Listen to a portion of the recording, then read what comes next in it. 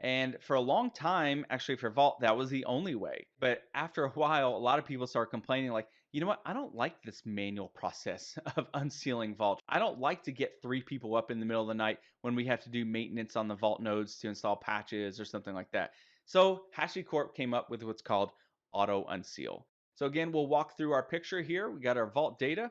Encryption key protects our data. Master key protects our encryption key. But instead of breaking up our master key into multiple shards, what we're going to do is we're going to use a cloud service to protect our master key. And what I mean by that is something like Azure, AWS, Google, AliCloud. They all have kind of key management services that we can go into. We can create a key and we can say, hey, you know what, Vault? I want to use this key on this public cloud platform in order to encrypt and decrypt my master key. Now, what happens is the master key, in this case, actually gets stored on the storage backend. We talked about that before under core master, but it is encrypted by our cloud KMS key. So if we go into Azure and we create a key in Key Vault and we say, hey, I want to encrypt the master key with this key, Vault encrypts the key, the master key, and it writes it to the Vault storage backend. That way, if Vault restarts, Vault can read the encrypted key. It can go grab the key from Cloud KMS. It can decrypt the master key, and then again, follow through the process of decrypting the encryption key, decrypting the data. Now again, the encryption key, once it's retrieved, is stored in memory on the Vault node. All right, so some more information about Auto Unseal. Auto Unseal uses a cloud or an on-premises HSM. That's another option that we can do in order to decrypt our master key. Now the Vault configuration file will identify the key that we want to use. So again, if we go into AWS KMS and we create a key saying, hey, I want to create a key for Vault Auto Unseal, we point to that key in the configuration file, and that tells Vault what key to use to decrypt the master key. Now, Cloud Auto Unseal automatically unseals Vault upon service restart or a node restart without additional intervention. So again, if we are patching in the middle of the night or we're doing upgrades on a Friday night or something like that outside of business hours, as soon as we restart that Vault service, it's going to automatically reach out to the Cloud KMS. It's going to decrypt the master key, and now Vault is automatically unsealed without additional intervention. Super awesome. If you're using something like immutable infrastructure and a Vault node fails and a new one comes up, that new node can automatically unseal itself and start participating in the cluster because we have Auto Unseal enabled. Now, Auto Unseal is available in both open source and enterprise editions. For a long time, it was only an enterprise feature. When Vault went 1.0 at HashiConf, I think it was 2018, 2019, something like that, they announced that they were porting Auto Unseal from enterprise over to open source. So that was pretty awesome. All right, so what does this configuration look like in our configuration file? Again, we'll go into configuration file a bit more, but unsealing with Auto Unseal looks like this. We have an additional stanza in our configuration file, and you can see we have the seal stanza highlighted in yellow over here. And in this case, we're going to use AWS KMS. So what we do is we point to the region of where the key lives. If you're familiar with AWS KMS, it's a regional service. So if you create a key in US East 1, it is not replicated to US East 2. So you have to tell Vault what region to look for. And then finally, you tell what key that you want to use to unseal. Now, there are additional parameters that you can use in here. These are just 2 examples to show you how this works. So again, seal identifies the type of seal mechanism for the cluster here. Region specifies, the region where the KMS key resides, and the KMS key identifies the actual KMS key in AWS. And if you want to go deeper into Auto Unseal, I actually have a deep dive on Auto Unseal in my other course, HashiCorp Vault, the advanced course. So I have a full, it's probably half an hour, 45 minutes strictly of Auto Unseal stuff in there. So feel free to check that out.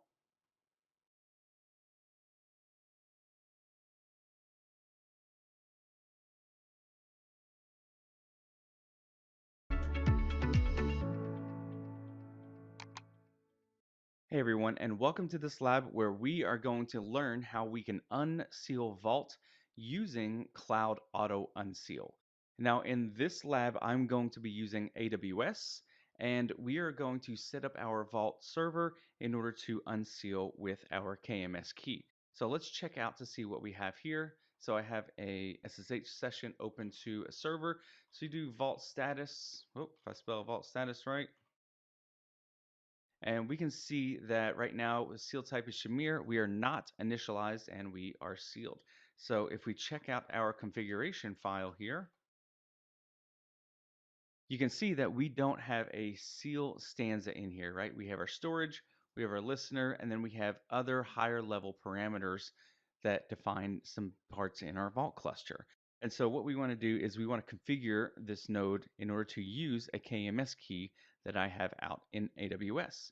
So if we go over to AWS, you can see in my accounts, if you go to KMS, we'll go to customer managed keys over here. And I've got one called Vault Unseal Key, and that's the one that we are going to use. So if we go back to our GitHub, you can also see that this is the configuration that we're going to use. So again, we had the storage, we had the listener, and now we're going to add a seal stanza to our configuration file on our Vault node. So let's go ahead and do that. So the first thing I'm going to do is just go ahead and copy this because we're going to add that to our configuration file. So I'm going to clear the screen and we're going to do sudo vi and I say etc vaults. So we're going to bring that up. Now somewhere in here, it doesn't matter where, just somewhere we can put our new stanza. And I'm going to take that out and I'm going to close out our stanza. So we have a new stanza, seal. AWS KMS is the type because that's the service that we're going to use, the cloud service. Now the key that I created is in UST1, so we want to validate. We can go back here to AWS. You can say, here's my key. For one, it's in the ARN. Two, you can also see I'm in the Northern Virginia region up here. If you go back here, this is obviously not my key ID, right? That's just a fake one I put out on GitHub. So what we'll do is we'll come in here and we'll copy the ARN for our key. And we're going to go back in here and we're going to replace that in our configuration file. All right, so I'm going to take that out. I'm going to pop that back in there. So one thing to note here that if this key actually lives in the same account where Vault is deployed, you can get away with just adding the key ID here. However, if this key does live in a different account, then you'll need to provide the full ARN. So anyway, we've got our region, we've got our KMS key ID, and for now, that should be good enough for us to set up Cloud Auto Unseal. So I'm going to save this file here. And so what I'm going to do is I'm going to restart the Vault service. So sudo systemctl restart Vault. So let's take a look at Vault status. So now you can see that, hey, instead of unseal type, we have recovery seal type. And now it's changed to AWS KMS. Now you can still see we're not initialized and we are still sealed. So let's go ahead and initialize this cluster. So we can do vault operator init, same thing that we did when we're running unseal keys, right? We still run the same command to initialize our cluster the very first time that we deploy it. So this should take a second. All right, so our cluster is officially initialized now. You can see here that instead of getting unseal keys, we actually get what's called recovery keys.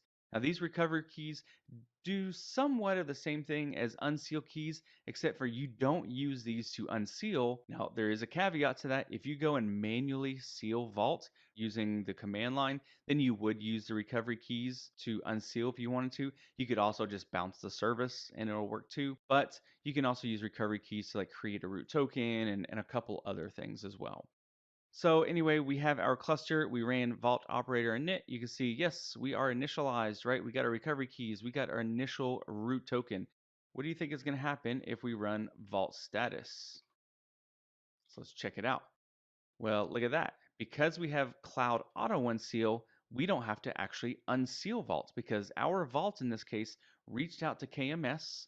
It used that KMS key that we defined in AWS to unencrypt or decrypt the master key, and it used that master key to decrypt the encryption key, which is used to write our data. So you can see again, the recovery type now is Shamir because we have broken up our master key into recovery keys. So it's actually still using Shamir's sharing algorithm to break up our recovery key, but you can see that we are initialized because we ran the command, but you can see right here, Vault is unsealed. So it automatically went out to AWS and it unsealed our Vault cluster for us. So we should be able to start interacting with Vault. So we can do Vault login. We'll grab our root token here, copy that in. All right, cool. We are logged in as root. So again, Vault secrets list. Cool. We can see our secrets. We can even create a new secrets engine if we want. Vault secrets, enable, let's just say, like Azure. Boom. Now we got Azure. So we do Vault secrets list. Now we can see we just enabled the Azure secrets engine. So again, if you wanted to do maintenance on the server, if you're going to patch it, if you're going to take it down for some reason, and you restart the service, right? So let's just go ahead and do that. Sudo systemctl restart Vault. Now remember, if you would do this using unsealed keys, if we did a Vault status here, Vault would be sealed because you have to provide that threshold of keys. But since we're using Cloud Auto Unseal, after we restart, we do a Vault status, you can see that we are automatically unsealed by using our Cloud KMS service. So thanks for watching. Hopefully that was useful for you, and hopefully that enables you to go out and use Cloud Auto Unseal because it's an awesome feature, and you definitely want to use that to help with administrative overhead when you are working with Vault.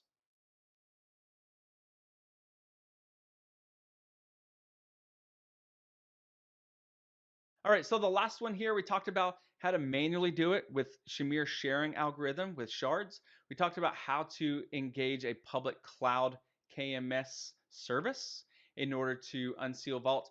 Now, the other option that we want to talk about is the transit auto unseal. So again, back to our original picture, we've got our encryption key protecting Vault data. We've got our master key protecting our encryption key. But in this case, to protect our master key, what we're going to do is we're going to go to another Vault cluster, and this other Vault cluster is running the Transit Secrets Engine. And in this Transit Secrets Engine, we're going to say, hey, I want to create an encryption key. And then in our other cluster, we're going to provide access to this Vault cluster and then encryption key and say, hey, use this encryption key on this other Vault cluster to unseal yourself. So what does this actually look like? All right, so we've got our Vault cluster, running transit over here on the left side, and we've got maybe a bunch of other Vault clusters in the organization, over here on the right, just different colors or whatever. So what we can do is we can have all of these clusters go to our kind of centralized cluster to unseal, or we could even do this, right? We can have this guy is dependent on this cluster. We can have the green unsealing from orange. We have red unsealing from green. It doesn't really matter the combination of how you do this. Just know that one cluster is dependent on another cluster for unsealing. So more information about the Transit Auto Unseal option here. Remember, it uses the Transit Secrets engine of a different Vault cluster. Can't use the one on this cluster, right? On the cluster that you're configuring because it can't be unsealed. The Transit Secrets engine may be configured in a namespace. We'll talk about namespaces down the road, but it's an enterprise feature. So the Transit Unseal does support key rotation. So if you go to your centralized Vault cluster and you rotate that encryption key, Transit Unseal does support that. So you can still meet all of those regulatory compliances that you have to do, if you have to rotate your key every year, every so often. This is available in both open source and enterprise, so it's not strictly an enterprise feature.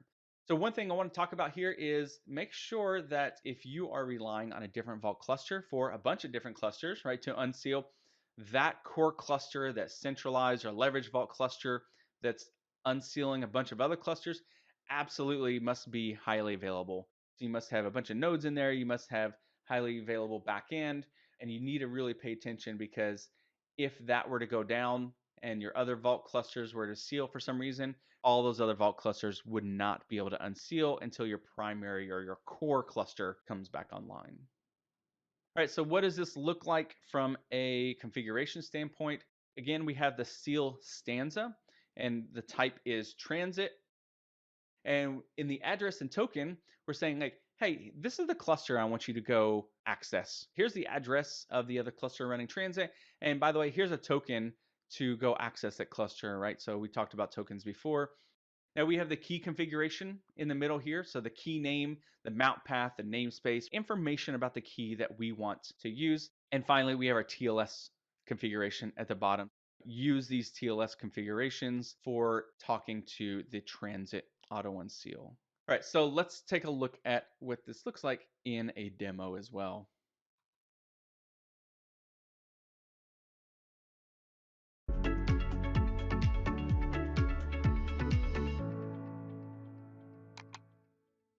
Hey everyone, welcome to this lab. In this lab, we are going to demonstrate how to unseal Vault using the Transit Auto Unseal feature. Now, again, as we learned in the lecture, we will use another Vault cluster in order to unseal our current Vault cluster. So again, a lot of times I've seen this in the past where, maybe an organization has a lot of Vault clusters, or it's something like a service provider that's providing services for lots of businesses, and they want to put Vault out in their customer environments, but they need to home run that back to unseal from a centralized Vault.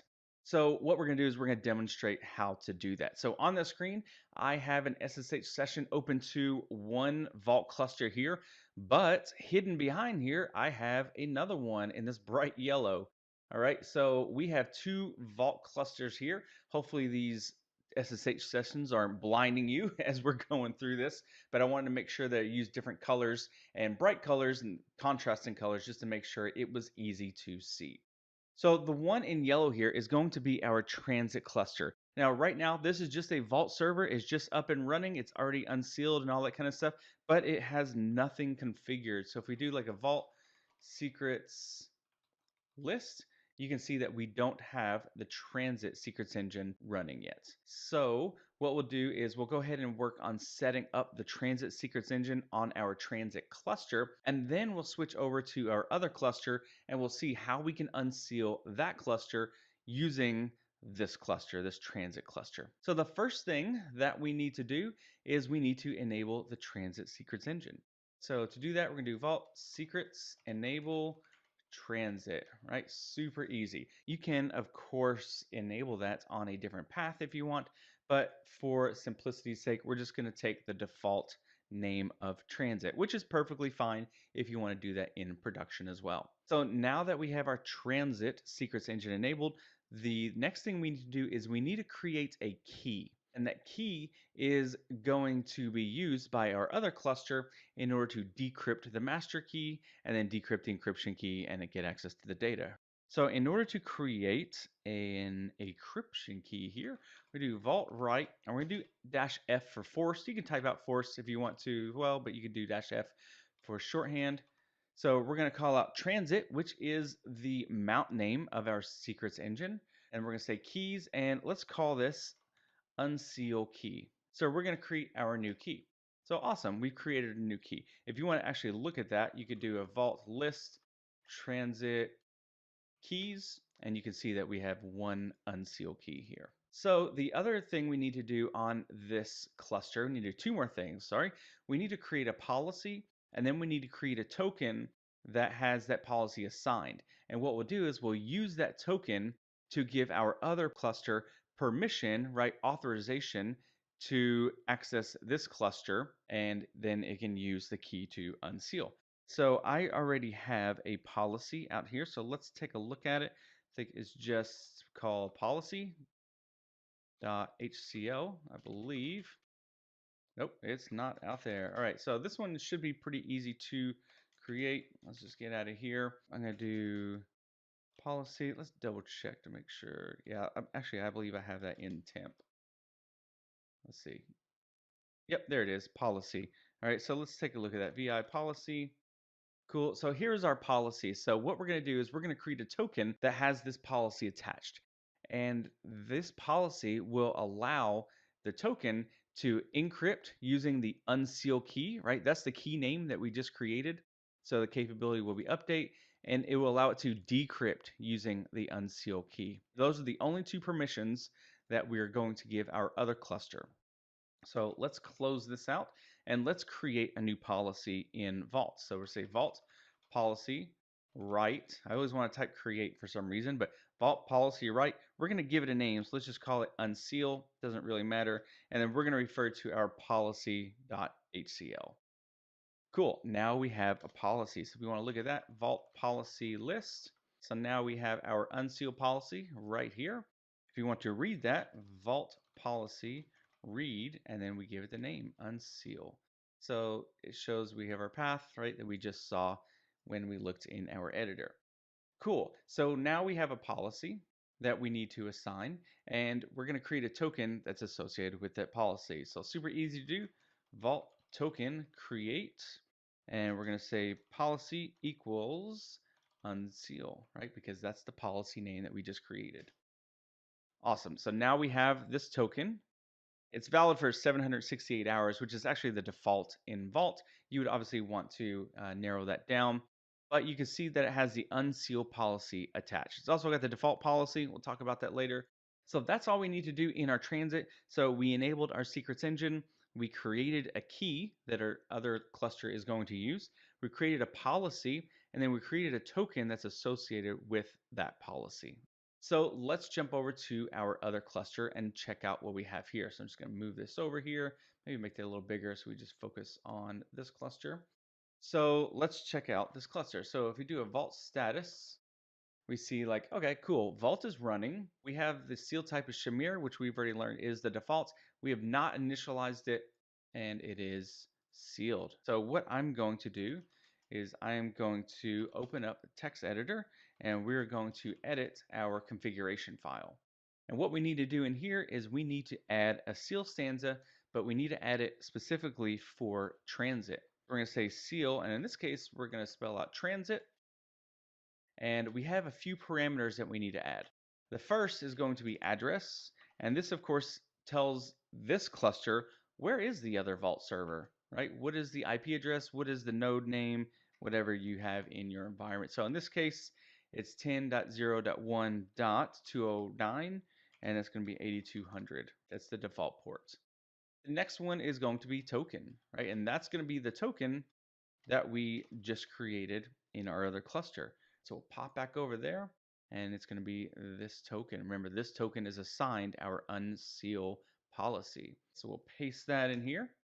Cool. So now we have our authentication in there. Now we need to tell it what key do we want to use to unseal. So we'll say key name equals, and we called it unseal key. That's what we called it in our other cluster.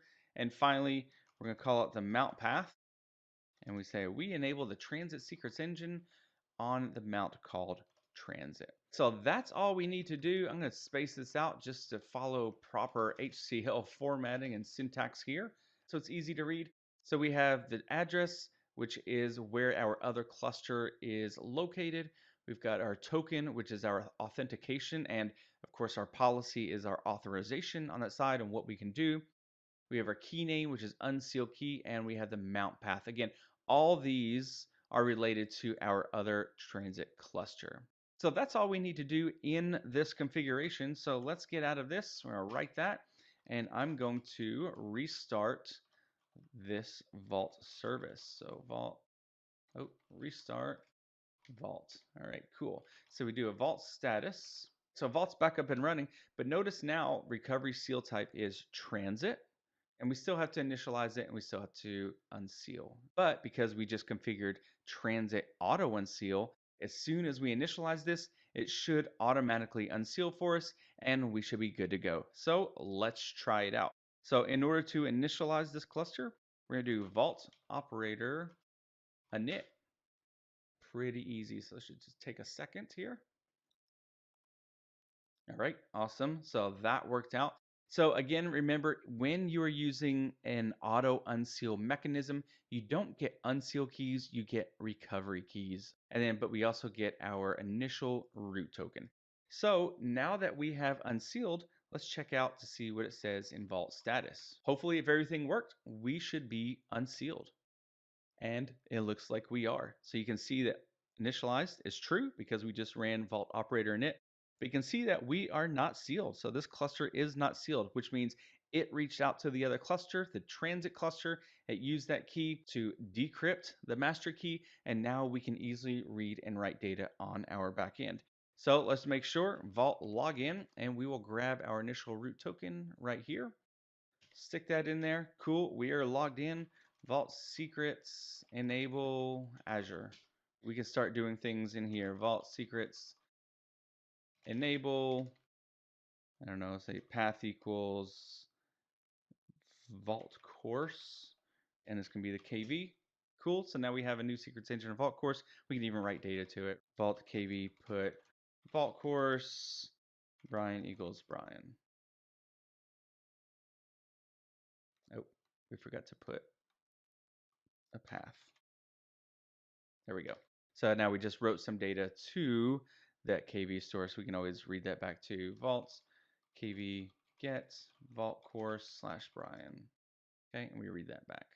So cool. We just configured transit auto unseal.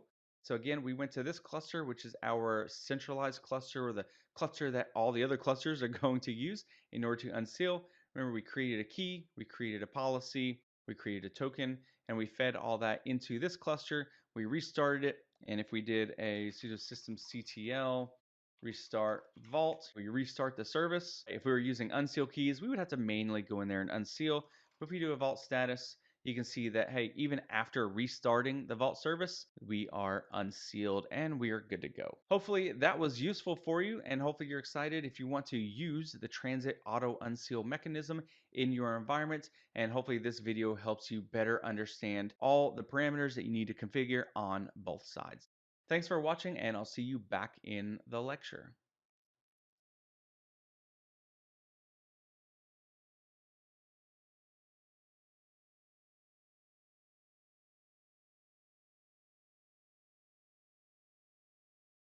Talk about the pros and cons of each of our unseal options. So again, we've got key shards, we've got auto unseal, and we've got transit. So let's look at the good parts of each one of these. So key shards, simplest form of unsealing, super simple, works on any platform. So it doesn't matter where you deploy Vault, it's gonna work. Its configurable options make it flexible, right? So you can provide 5 keys, 10 keys with a threshold of 5 or 10, or whatever you want. It makes it flexible for your organization, right? So auto unseal, automatic unsealing of Vault, right? That's huge for large organizations that don't want to babysit Vault every time it's restarted. It's set and forget, so you set it once and it just works, right? You don't really have to do anything else to it.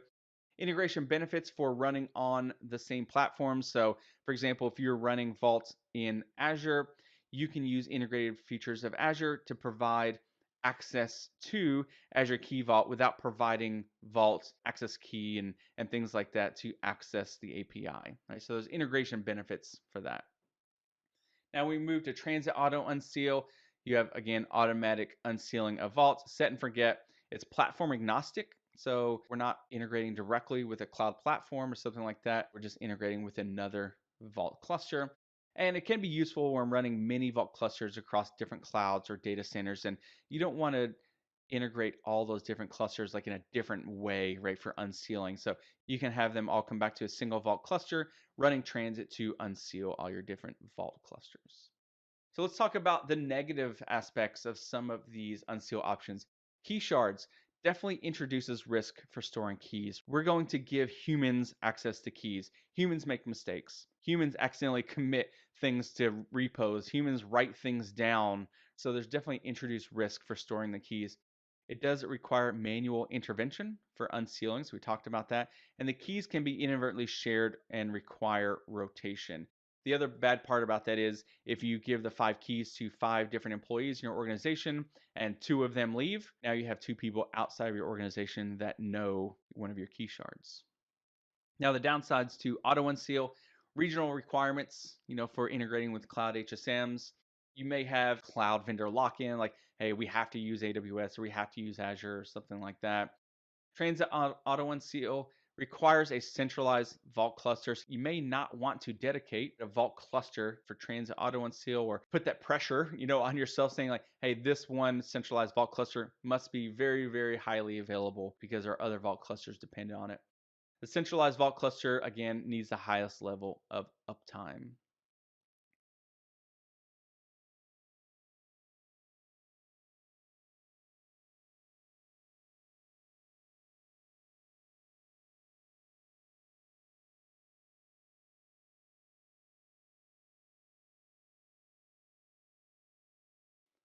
All right, so now that we know more about the Vault unseal and seal process and why they're important to our Vault cluster, let's switch gears and talk about Vault initialization. Now, initialization is what Vault uses to prepare our storage backend to receive data. So, what does that really mean? Right, so we talked about earlier that in order to write data to our storage backend, Vault uses encryption keys to protect that data. Now, it also uses a master key to protect our encryption key. So we need some event, something that's going to go and create these keys for us for the first time. And that's what happens during Vault initialization. So when we first stand up a Vault cluster, you only need to initialize Vault one time. And so that doesn't matter if you lose all of your Vault cluster nodes and you still keep your storage backend, or you're storing from a backup or something like that. We still only initialize Vault for the very first time, one time when we first stand up the cluster. And it's only initialized on a single node. It's not like the unseal process where we need to go and unseal like on every single node.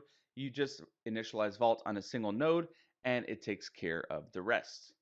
All right, so again, Vault initialization is when Vault creates our master key and our encryption keys, and it breaks up our master key into those key shards, assuming that you're using the traditional unseal method using the unseal keys or the Shamir sharing algorithm that we just talked about before.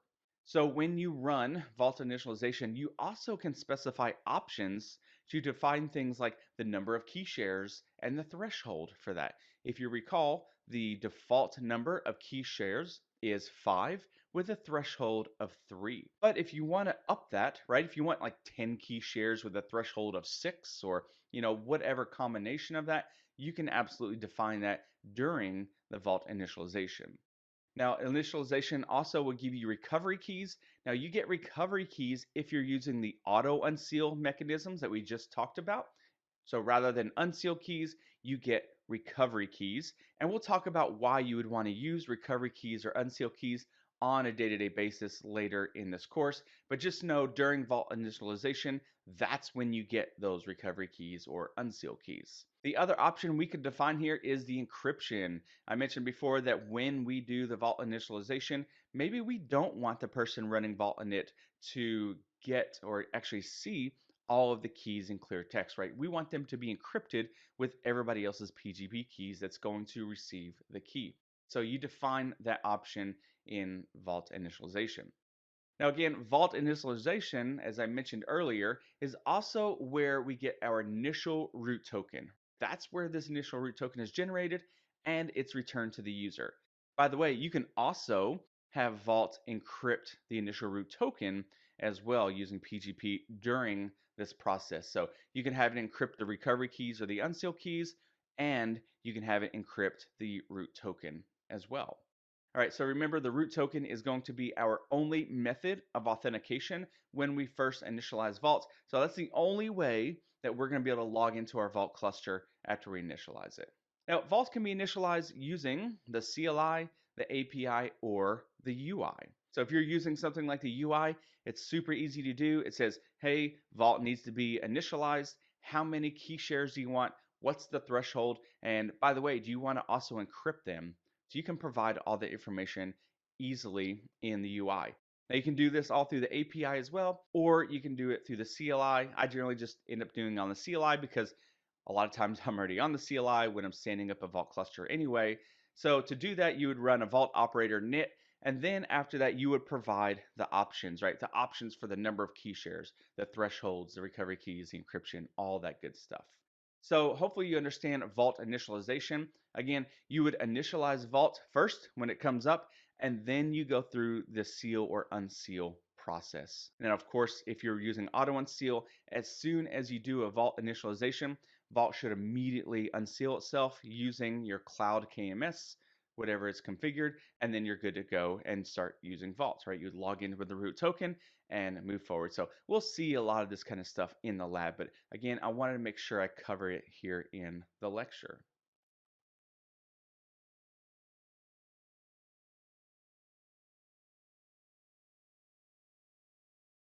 All right, so we've gotten through a lot of stuff right now. We've gotten through things like seal and unseal. We've gone through use cases. We've gone through a lot of stuff in this lecture so far. So now what we're going to do is we're going to start learning how to configure Vault. And the first thing what we're going to do is we're going to learn more about the Vault configuration file. So this is assuming that you want to run Vault on a long-term basis. You don't want to run something like in dev mode. You want to run Vault, whether it's a single node or in a cluster, you want to run Vault as a service, right? A long-term service. So you and your colleagues can all interact with Vault. Vault servers, meaning there could be one or multiple if you're working in a cluster, they're all configured using a configuration file. Now, this configuration file can be written in either HCL, which is HashiCorp configuration language, or in JSON. Now, the configuration file will have a bunch of different stanzas, and those stanzas will define certain aspects of the Vault configuration. Things like the unseal mechanism, the listener, the telemetry, all kinds of different things, and we'll talk about each one of those. But we'll also talk about parameters that define a variety of our configuration options at a higher level of the Vault cluster. Hey, what is the cluster name? Do we want the UI enabled? How do we configure ourselves for the API interaction when we are going to use replication? Those types of higher level configurations will be defined outside of the stanzas as separate parameters. And again, we'll go through a lot of that stuff. Now, the configuration file is specified when you start the Vault server using the config flag. So what you could do is you could create a configuration file and you can manually go into a node and say Vault server -config and provide it the location of your configuration. That will start a Vault server. But in the real world scenario, what you want is you want something like systemctl or Windows Service Manager or something like that to launch this executable for you. So you're managing Vault using a service manager versus doing it manually. Now, usually I store the file, like this configuration file, somewhere in like Etsy or it doesn't necessarily have to be. So a lot of times I'll put mine in like Etsy vault.d and then call it like vault.hcl and I'll stick it right there. If I store it right there, my command, if I was going to do it manually, or this is the command that would enter in my systemd file or something like that, I would put vault server -config and I say Etsy vault.d vault.hcl. That's where my configuration file is. So let's take a look at what's configured in our configuration file. So lots of good stuff. We're talking about where's the storage backend? Are we going to store it in DynamoDB? Are we going to store it in console? Are we going to use integrated storage or Raft? Like, where is our storage backend? Remember way back when we first started, the storage configuration will tell Vault where our storage backend is, but it may not know how to get to it because of our encryption. This is where it's configured in the configuration file. We'll talk about how to configure the listener and the port. So, hey, what IP address or what interface should Vault listen to for API requests and stuff, and what port? What interface or IP address should it listen to for RPC forwarding from other clusters or replication? Those kind of things are configured in the listener stanza. We'll talk about the TLS certificate. TLS certificates are configured in the file. What's our certificate, right? What path does that live on the node? What path is our private key for our certificate? Where do those live on our local host? So we can configure TLS to make sure that all communications are encrypted in transit.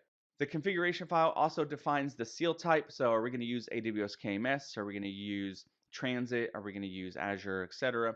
It defines a cluster name, the log level, the UI. By default, the UI is not enabled. So we need to say UI equals true to enable the UI in our configuration file.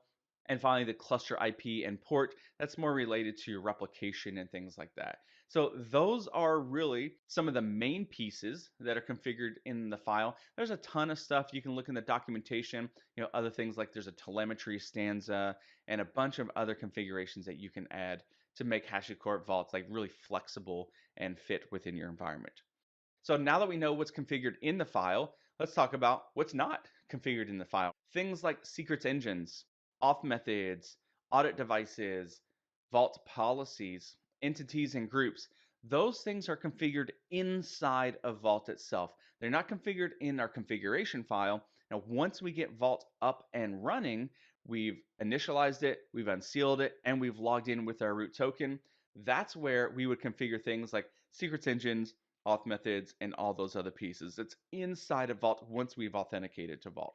So I think this is a good comparison to think about things that are configured inside of the file and things that are not. So what does a configuration file look like? Right, so this is an example in JSON, but what you would have is a bunch of stanzas. So you'd have your first stanza, and it could be your option, and then you would have parameter 1 equals value 1, parameter 2 equals value 2, etc. And all of these stanza and the options and the parameters and values are going to differ based upon what you're configuring. So your seal stanza is going to look totally different from your listener stanza compared to your telemetry stanza. So they're all going to look different. So you'd have multiple stanzas generally in your configuration file. Then outside of those stanzas, you're also going to have those higher level parameters. That's where we talked about what's the cluster name? Do we want to enable the UI? What's the API address? Like those types of things are configured outside of the individual stanzas. So let's take a look to see what one may look like and how that maps to our example here. So again, the top one, we have the listener. Now the only option for listener is TCP. And we start configuring our additional parameters for our listener. Again, the address, I've got all zeros right here. That's basically saying like, hey, listen on all interfaces, all IP addresses that are attached to my Vault node. Cluster address, same thing. Cluster address provides us with the ability to do RPC forward or listen for RPC forwarding from other cluster nodes, or 8201 also happens to be the same port that replication works on too. Now in this example, I've got TLS disabled equals true. Never do that in production. But this is again just an example of saying, hey, these are options in our listener stanza. Now the second option that we have, right, our second stanza that we may have in our configuration file, again, is our seal type. We just talked about different types of seal types, the manual one, the auto unseal using a cloud KMS, or our transit.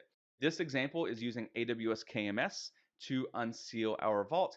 We're defining the region of where our key is, and we're defining the key ID. What key do we want to use to unseal vault? So again, you can see this stanza is totally different from the listener. Again, each stanza is going to be unique depending on the configurations that you're giving it. And finally, what are some of the higher level parameters that we may need to configure in Vault? So again, here's our API ADDR. This is critical when you're setting up replication. We have UI equals true, and maybe the cluster name, or give it a friendly name of just Vault cluster, right? So again, this is just an example of a configuration file. We'll walk through a more solid configuration file in a minute. All right, so let's go into the available stanzas in our configuration file as of today. So we already saw the seal stanza defines our seal type. Do we want to use AWS, Azure, Google, Transit, etc.?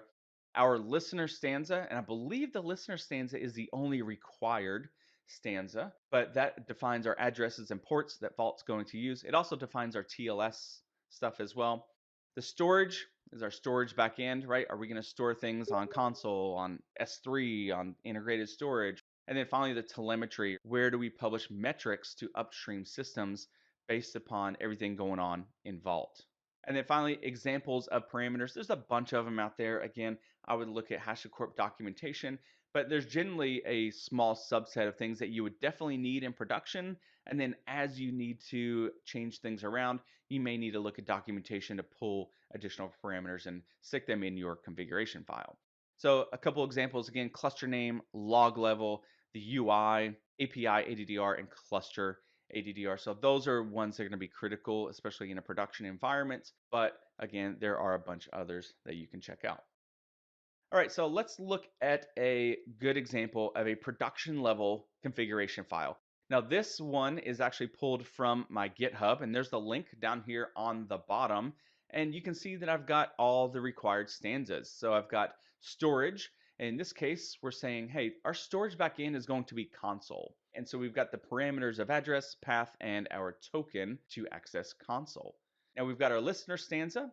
We're saying the address and cluster address, we're going to listen on all zeros. Again, that means we're going to listen on all interfaces. By the way, if you are looking at HashiCorp documentation, a lot of their documentation will show 127.0.0.1 for the listener, for the address and cluster address and things like that. Now, don't be confused by that.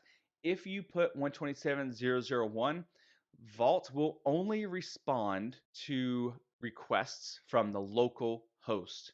So if you happen to put 127.0.0.1 on your address right there, and then you're wondering why you can't connect to Vault from your laptop or some other device, it's because you need to either define all zeros there, or you need to find a specific IP address that's attached to an interface on that Vault node. All right, so just something to be aware of. Now, additional parameters in this TCP listener, I have TLS disable equals 0. That means do not disable TLS, right? That's actually the default. So if you don't put that in there, it's going to have the same thing. But personally, I just like to see it in there just so I know that TLS is not disabled. And then we're also defining our TLS cert and our private key. So we went ahead and created that before so, and then we're sticking that on the Vault node and we're saying, hey, here's where this certificate and the key live on the local node. Now, Seal Stanza, again, we see we're using AWS KMS. We're defining the region, the key ID, and in this example, we're defining something like a VPC endpoint to use to connect to the KMS service. And then finally, we've got our higher level additional parameters down here at the bottom. So this is a good example of a production level configuration file. So feel free to steal this all day long and use it where you need to. Again, this is on my GitHub. Feel free to go out there and browse and see what else I have out there. We'll talk about a lot of different files that I have out there. Again, these are all for your use. I want to make sure I put it out there so you can use this whenever you need.